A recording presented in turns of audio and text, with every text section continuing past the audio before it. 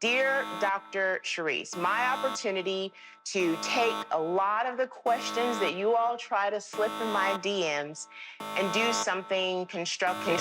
Dear Dr. Charryse, are y'all ready for this? The goal is for us to have honest, courageous conversations, pretty much with no topic off the table. Let's go.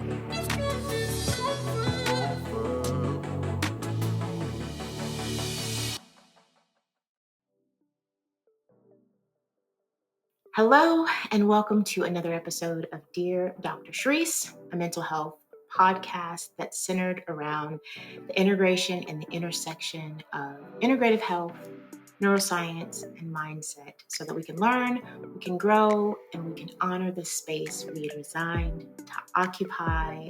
I am so glad to be here.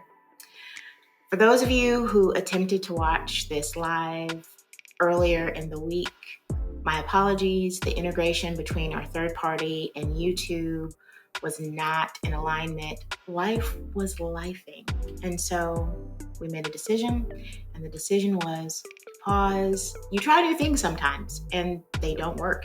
And then you go, let's do what worked. And so that's what we're doing, because what's most important is for me to make sure that you have a great experience and that it's high quality and that you can see me and hear me and all those things that are important for podcasting. But rest assured, I am still going to be here to make sure that I'm delivering content to you at least once a month, sometimes more if I have something on my mind. How are things going in your world? I said life was lifing that day, but prior to that moment, know that things were good. And today, July 25th, 2024 is a very special day because it is my 26th year wedding anniversary. Woo! Round of applause, right? Like 26 years and I still like him? What? If you know, you know. But shout out to my husband, Randy Johnson. Happy anniversary, baby. And if you're celebrating anything amazing, pop it in the comments. I want to know what's going well. We talk about a lot of hard things, but we can also talk about great things and celebrate as well. One other thing that I want to remind you of before we get into the listener question of today is that Dear Dr. Charryse is called that so that I can get your listener questions. So head over to my website, drcharryse.com. There's no dot or anything between that other than the .com. Charryse is CHARRYSE. And under the area for podcasts, you'll see an area for you to submit listener questions. I love the questions that have been submitted. They're how I want to build content so that I know that I am connecting with your needs and interests. I would not be me without you. So thank you for being here. Today's listener question, let me pull this over here, comes from Tasha from Chicago, Illinois. And this is a question that I get a lot, depending upon like the dynamic and the situation, but it's really centered around how do you know when it's time to end a relationship? And it's a really great question. And it's a question that I feel like we may have to answer at any given point in time. I also want to give this caveat here. When we are talking, because, this is our time, this is our moment, even though this person is talking about a partner, spousal relationship, I want you to open that up and branch out to, it could be a friendship that you're thinking about this in light of. It could be a working relationship. So I'm going to work very hard to make sure that I use all of those kind of in tandem or in parallel so that you're making those connections. You may hear something that's helpful for you. You might be in a situation where you feel like I'm actually doing really well with the relationships that I'm in. So this may be something that you can share with someone else, or that will be beneficial if you're giving someone else guidance, because the people that we are around play such a big role in our mental health. They're not the cause of our mental health. Let's get that clear.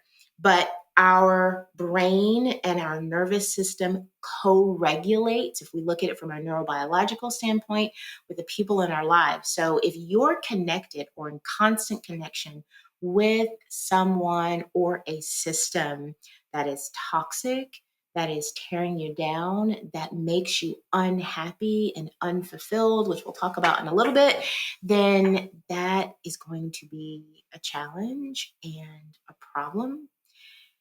And problems like that don't change on your own. Sometimes we feel like we need to endure, or maybe if we do this, then something will change. Please don't get into the if then mindset, right? So, as you think about today, I want you to keep in mind those things. Neurobiologically, we are influenced in our well being, in our physical health, in our emotional health by the individuals who are around us and in the systems in which we exist, in terms of work, in terms of family, in terms of friendships. And it is important not to be stuck in if then mindset when it comes to a relationship. If I do this, then maybe it will be this way. If I do this, then maybe they will love me. If I do this, then maybe they will respect me. If I do this, then maybe they will give me that promotion or that opportunity that I deserve. At a certain point, you have to draw the line and just acknowledge that relationship is not good for you.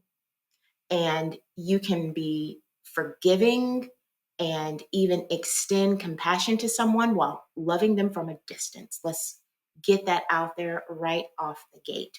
So, what I want to bring to you today, specifically in answering this question, is 7 factors that are a sign it may be time to end a relationship, or at the least, put some significant distance between you and that person, or the level of interaction that you may have with that person on a consistent basis. So if you can't cut it off completely, I want you to think about, how can I create distance and separation for how they impact me emotionally? How can I potentially spend less time with them?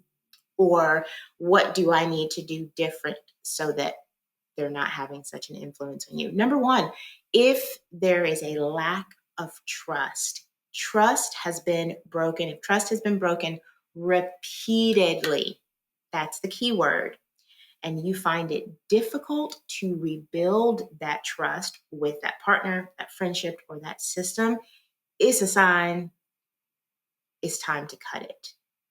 And I'm slowing down here intentionally because I feel like there are some of you that you are already thinking of, there's that person that keeps trying to come back in my life or is in my life, but they are constantly letting me down with these deep breaches of trust. When people show you something the first time, believe them. Issues of trust and breaches of trust repeatedly broken not only damage your trust with that person, but it makes it very difficult for you to trust anyone. And then that pours into every other area of your life. So then you have other people who are really there for you in really powerful ways. And as a result of the mistrust that you experience, there you go inside and you don't trust anybody. So you trap yourself and you miss out on the relationships and the connections that we're designed to have. Number 2, constant conflicts. You find yourself constantly arguing with another individual. And when I say conflict, know that I'm not even talking about big, huge, extreme fights. I'm also just talking about being at odds, nicking at each other, not being in alignment, feeling like, wow, how did I get in relationship with this person or this system? Because we actually disagree on a lot of things, or we can't talk about things well. So when you think about conflict, I want you to think about it from a big stance, but also think about it from little, small ways, because those little conflicts can sometimes nag at you even more than the major big moments. Number 3, a lack of communication. We know communication is essential. And communication is not given or implied. Yes, we all come into relationship and into systems and friendships with different, what's the word I want to say, levels of communication. But what you want to see is that communication is growing mutually in a good, healthy relationship. Both people are working to say, this is my normal way of communicating, but this person doesn't receive from me well, and I want to work on that. Now, let me be real. There was a time in my life when I was much, much younger where I felt like, well, this is who I am. This is just how I communicate. And if people don't like it, so what? And my sweet, loving mother was like, baby, let's talk about that. Okay. So here's an analogy that she gave me that just opened it all up. She essentially said, yes, be the direct and loving person that you are, but don't choke someone, which means if you want to give them a message, give it to them in a way that is palatable, because otherwise the message is going to fall on deaf ears. You cannot feed somebody with no teeth steak. I know that's random, but it works. Just think about that. So we do want to make sure that we're communicating in ways that the other person really feels like they can digest it. It's also important for us to be really honest with our communication and notice if someone is unwilling to communicate with you. If you are in a relationship or a system or friendship where there's a lot of, for example, stonewalling, where a person just shuts down, doesn't say anything, and decides because you're not talking about something that they want to talk about, they're not talking at all. Woo, woo, woo. Red flag. Warning, do not pass go, get out the game. Number 4, mismatch values and goals.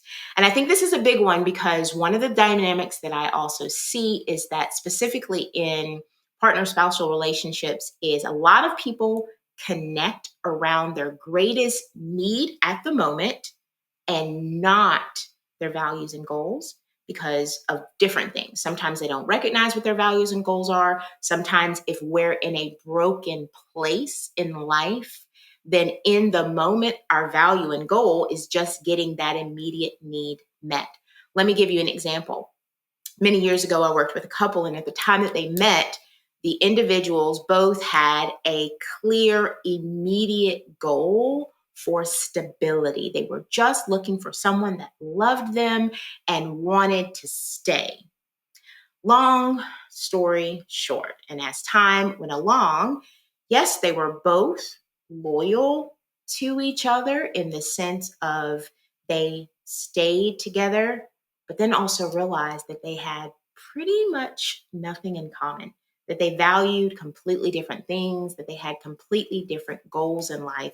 And it was a challenge that they really had to look at and to address and work to try to find any alignment because, again, their needs at the beginning of the relationship, and then once that need was met and their values and goals came up to the surface, they realized they were really different things. And that's why a lot of marriages don't last very long, is because people aren't connected around the same values and goals, aren't willing to compromise or find harmony in between. This is your temperament, this is mine, and this is what it looks like together. So I want you to consider that. Are you in relationships that align with your values and goals, or are you in situations where you tend to hide or dismiss your values and goals because you feel like there may be conflict or they're not welcome? Number 5, emotional and physical abuse. This is so key because there are a lot of individuals who are in relationships, friendships, working systems where there is a level of abuse happening. We don't like hearing it. I know you don't want to consider it, but I'm going there anyway because that's what I do and that's why you're listening. Any form of abuse, whether it's emotional, physical, or verbal, is unacceptable. I do not care how much trauma a person has had, how hard their life has been in the past, how stressed they are, how hardworking they are. None of that matters. If you ever feel emotionally, verbally, or physically hurt or attacked, it is unacceptable. What you do with that is up to you. I realize there's a lot of factors in that, but I still want to say that. So it's important to always prioritize your safety and your well-being. And if necessary, seek help in ending any relationship, even a friendship that is verbally abusive and toxic. Emotional abuse. I want to go into this for just a moment because a lot of times people dismiss this until you hear something like this and then you realize, oh, I deal with a lot more emotional abuse than I thought. Emotional abuse includes non-physical behaviors that are meant to control, isolate, or frighten you, that are meant to control you, to isolate you, or to make you afraid to leave. Are you in a working system that has a little bit of fear around you, that has isolated you from other dynamics in your life to whereas you think twice, could I survive if I wasn't with this company or with this person? Or what would happen if I wasn't friends with this individual? That's not healthy. This kind of abuse, emotional abuse in particular, can be present in romantic relationships, friendships, or working systems such as threats, insults, constant monitoring. In the world of work, we call that micromanaging, excessive jealousy, manipulation, humiliation, intimidation, and dismissiveness. Of course, that is not an exhaustive list, but it gets you started. And I'm pausing here because I want you to take a moment to really consider, is any of this going on in your life? And how long will you allow yourself to be torn down by it? You deserve better. And try not to keep anybody in your life who makes you feel this way. It will tear you down and destroy you, period. Number 6, 7 signs that you may need to end a relationship. Number 6 is feeling unhappy and unfulfilled. And this, I feel like, gets a lot of slack, right? Especially in marriage and partner relationships. Sometimes we're taught that you're not always going to be happy. You need to just deal with it. That's just part of it. And I agree that you're not always going to be happy because our happiness is contingent on what's happening in our life. But there is something to be said about experiencing unhappiness, deep rooted unhappiness, and being unfulfilled in connection with certain people. And then noticing that when you're not with those individuals, that you allow yourself, or you just by nature experience a level of happiness that you feel like you're unable to.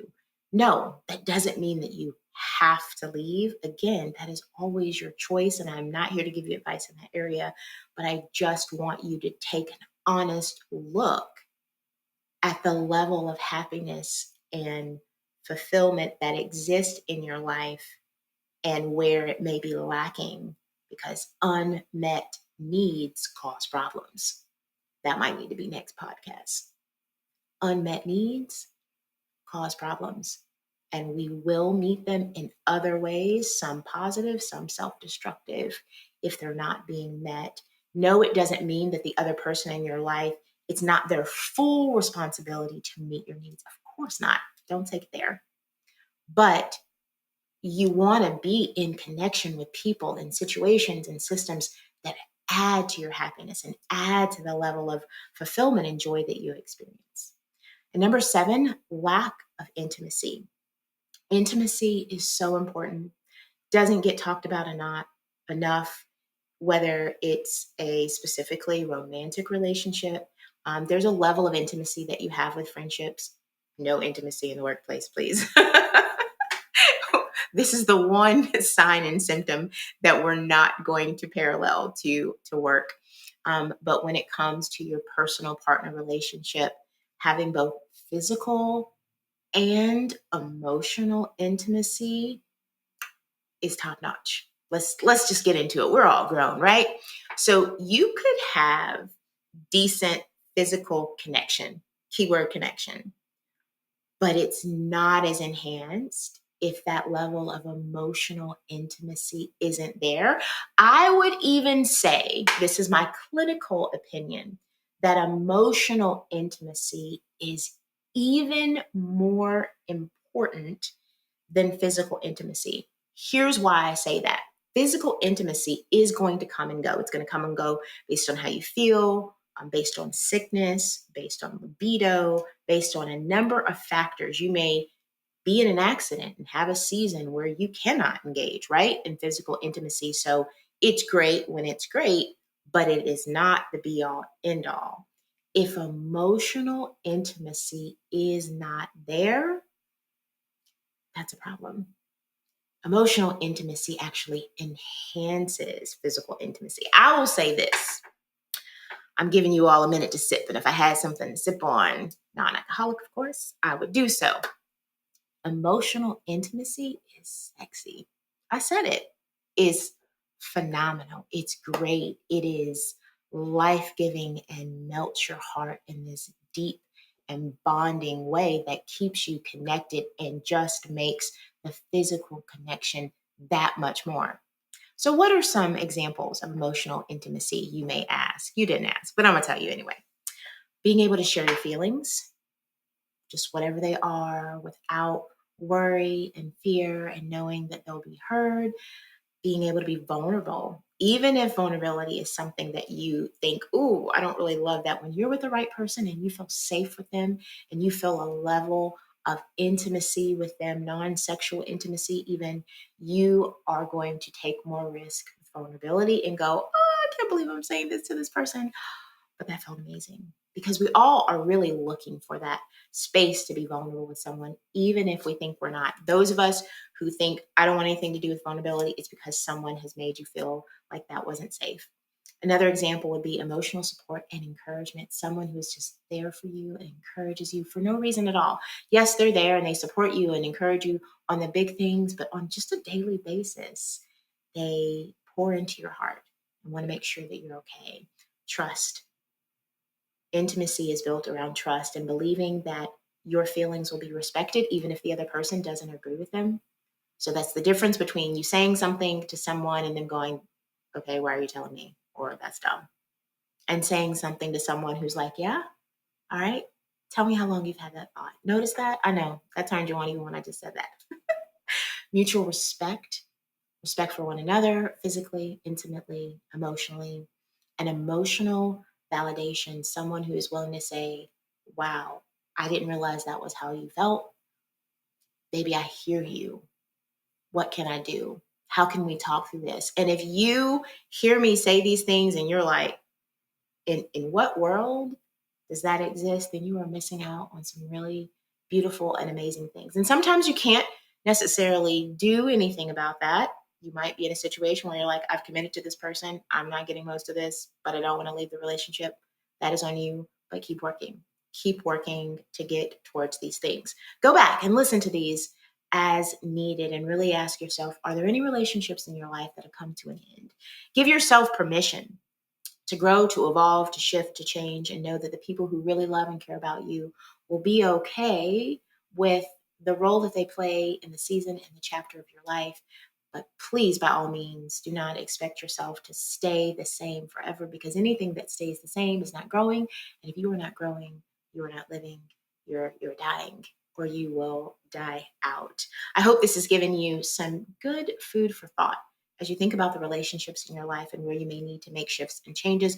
And remind yourself that knowledge is not power without application. That means that there is no sitting back and waiting for a relationship to change or to get better. Either you change, you work to help the relationship change, you work together, or that might put you in a season where you have to make some tough decisions. Please check out the show notes for all the information on how you can stay connected with me. If you enjoy things like this and you want to experience me live, then join me on the Cadre app. I am there every Wednesday and Friday. Well, most Wednesdays and Fridays if I'm not traveling. Wednesdays at 7 a.m., Fridays at 8 a.m. for a live experience between the two of us, because it's just you and I when we're here, and then everybody else on the side.